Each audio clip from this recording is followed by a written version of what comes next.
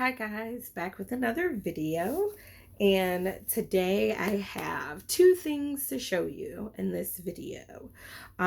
First, I have two books that I picked up from the Goodwill, and then I have my book of the month. So first we will start off with the two books that I got from the Goodwill. And I got these books 75% off, and they were $2, and I'm not great with mental math. So I'm thinking that's like somewhere under $1. I don't know.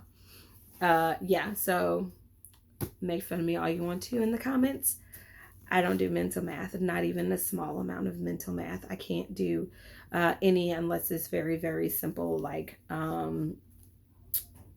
simple, like elementary school math. Um, just throwing it out there, just gonna be real, that's just me. But first book is actually both of my books are by Stephen King, so I go ahead and get that out of the way. And the first book by Stephen King that I picked up was The Drawing of the Three, which is the Dark Tower book number 2. I have the first one downstairs, the first Dark Tower book, and I got that one also at the Goodwill. So that book I spoke about in another Goodwill book haul. So, but this one is the smaller version of the book that I have downstairs. It's an older cover. It's the pocket size, older cover with a picture of the famous, infamous book of Stephen King on the back. So I'm excited about that. And then the second book I got, the cover is a little messed up, but it is also Stephen King, and it is Desperation. Also a pocket-sized book, an older book. There is no cover or picture of him on the back, but it is a picture of him on the inside of the cover. So they didn't take care of this book very well, but I think this is, yeah, okay, so I think Stephen King sometimes will write as another author, and I can't remember his name, but I wonder if it's Richard Bachman, because I can't tear the tag off of it. But if you look right there, that cover almost looks just like Desperation, but it's a different title, and that's a different name right there. So I'm guessing that's like Stephen King's other name that he writes underneath, and that maybe that this book on the back here is like the second part of this book, because maybe this book was intended to be a standalone, and then under a different name he just wrote the other book. I don't know how the different names and ghost authoring and all that stuff works. But of course, old book, smaller writing, longer time to write. Like, even the old books have like a weird look about them. I don't like it, but I love the contents in the book. And then, so here's something that's very similar to Nosferatu, which I don't know if his son kind of uses some of his dad's stuff or is inspired by some of his dad's stuff. But if you pay close attention to that picture up there, there's a picture of a moon with a face. And that is also what's in Nosferatu's moon with a face. This moon looks like it has a hat on. So, but this book looks very interesting. So I see me reading this in the future. Not honestly anytime super soon, because what my goal is for this book is sorry, I'm a little sidetracked. My goal for this book is to read it in, or all of Stephen King's book, is that once I finally get them all, I can read them in chronological order. Now, the only book that I may not read in the order a second time would be it, because it's just way too thick, way too way too thick. So, but so far, I think I have Carrie, I have Pet Cemetery, I have Salem's Lot. I believe those are the first 3 books, not in that order. But I do have those books, and I will be starting with Carrie sometime soon.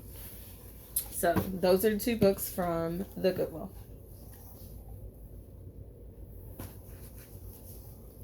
Sorry, I'm trying to get those out of the way. I don't want to mess that cover up anymore. Then we have the 2 books that I got from Book of the Month. Pretty sure it's 2 books. Or was it 3? I actually don't remember. I know I had a credit as well. Pretty sure it's only 2 books. Yep, it's 2 books. So nothing special about the covers or inside the box. So let's put that over there. All right, and then we have see, and I took out all my recycle already. Probably should have just waited until I did this video so I didn't have to make another trip outside. And then got that. Get a free book every time you refer a friend. I mean, if you want me to refer you and you want to get your first book, I believe this is your first book free, go ahead and leave your email address in the comments and, you know, get me a free book and then you get a free book as well. All right, so now we have our to be continued Book of the Month bookmark.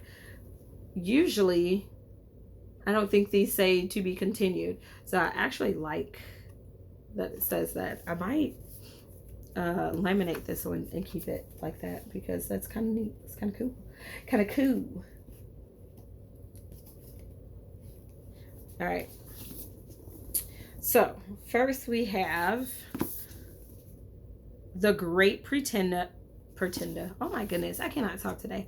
The Great Pretender by Susanna Callahan. What is that name? Oh, okay. Different last name. All right. Susanna, or different first name.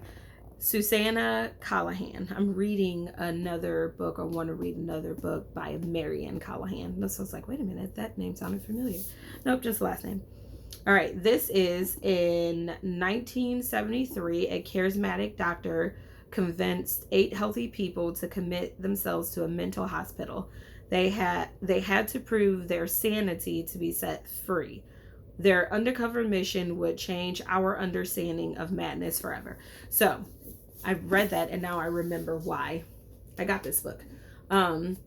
A while ago, I think I want to say about a year, maybe 2 years or so ago, I watched a TV show with people doing an experiment of going into a prison, and how I think the outcome of the project was to show people how prisons are ran and how like, yes, these people commit crime, but some of them, depending on how, you know, small their crime was, really shouldn't be treated the way they were treated, and how they just weren't getting like well cared for or whatnot. And then it I think part of the experiment was supposed to also be about how working in a prison and being a prisoner both change your psychological mindset. So for the prisoners that are getting out, how do we expect them to reintegrate with society and be better people when prison changes their mind so much? And then for the people that work there, how such a prolonged job can change their mindset, and not always for the better, and how you pretty much need to find something to ground yourself so that way you don't let that job change your life. That is what I got out of that experiment, and I can't remember the name of it, but I remember having to watch it for my psychology class. I think I actually had to watch it twice for 2 different psychology classes, and then I watched it a 3rd time with my husband because he had not seen it, and I just didn't mind watching it with him again because he does that for me. But this book reminded me of that show or movie, I think it was, because these are people going into a mental institution, and what they do is they go in there and they record, the ins and out and things that are happening, and how this process has changed what they think of mental health, and how they think that society thinks of mental health, and how it's viewed differently than before they went in. And I believe their notes and their finding helped change society's perspective of what mental health means, like as far as diagnosing it, and as far as people's sanity. Like if everyone in a mental health institution is really insane, or are they there because they are just going through a crisis and they just need to be stabilized, and if going there is really helping them and all that stuff. At least that's what I'm gathering from it, from the synopsis that I read online. So I'm really eager and very interested in reading this book, and I want to be able to sit down and read this almost all the way through. So I don't think that this will be a book that I will read before December is over with, because it's a 300. Hold on. There's a lot of notes in the back of the book.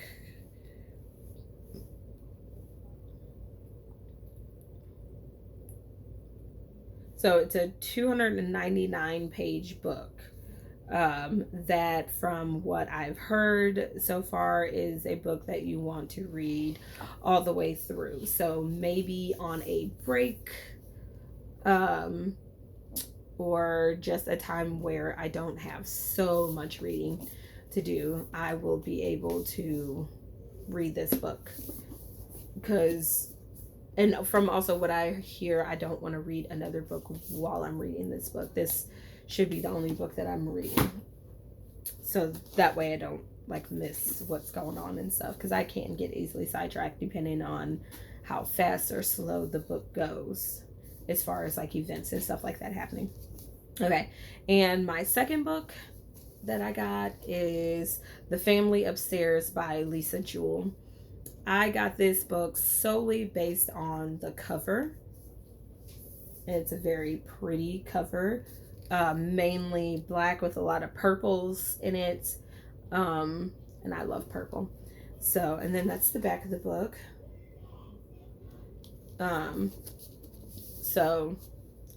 But another reason I got this book was based on the title, because it kind of reminded me of the People Under the Stairs movie. I don't know if that People Under the Stairs is also a book. If it is, I have not come across it. But I also haven't done enough research to actually see if it is a book, because I love the movie by itself so much. And I'm not always a big fan of watching movies or TV series and then going to read the books. But sometimes I am, because even though I had heard of Nosferatu many times, it wasn't until I want to say it's an HBO series had come out, that I went back and read the book, and I'm really happy I did, because there was a lot of things in the series that I really didn't understand, and I really feel like now that I understand it because I read it. But anyway, off topic. Back on topic. This reminded me of People Under the Stairs, and I was just thinking oh, okay, well, maybe this will be the opposite, and it'll be the people upstairs, but instead of it being people within the walls of a house, this will be my neighbors upstairs, how crazy are they really, sort of thing, but still kind of scary in the same way. I don't know. And this book is 300 and